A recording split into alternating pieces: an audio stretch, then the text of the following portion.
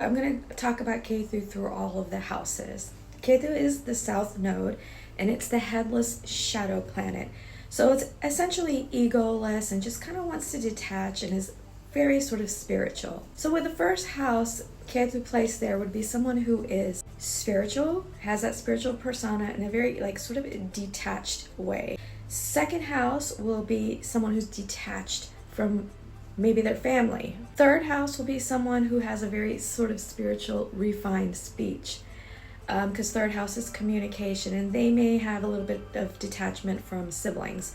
Fourth house will be detaches from the homeland, maybe not so close to the mother.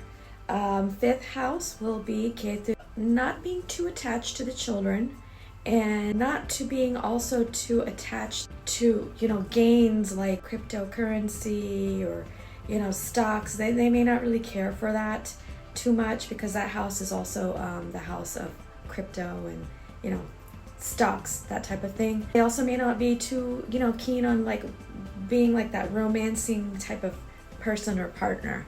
Sixth house is going to be a person who they don't really care about their enemies, because remember, Ketu also is past life, what you have mastered in your past life. So you've mastered the enemy. You don't really care for proving your ego or your point to them. So they could be undercover hidden enemies, because Ketu's hidden, and most likely enemies will just disappear, because Ketu, remember, shadow planet, it cuts, right? So it's not worried about it. They'll just disappear on their own. But it could also be mystery illnesses in this house, where an illness just appears and it disappears, and nobody knows what the hell the illness was in the first place. That could be sixth house probability. Seventh house, Ketu is going to be someone who's detached from their partner, or they might want a partner who's very, very spiritual. Eighth house is going to be transformation through spiritual practices.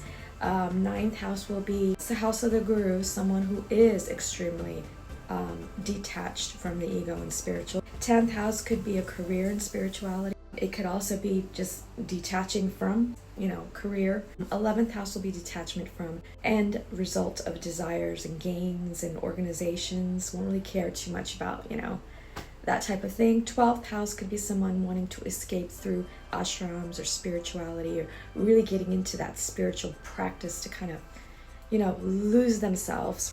So that's Ketu in all of the houses. And of course, it depends on conjunctions, aspects, what nakshatra everything is in. So this is sort of like a general fun fact kind of vlog.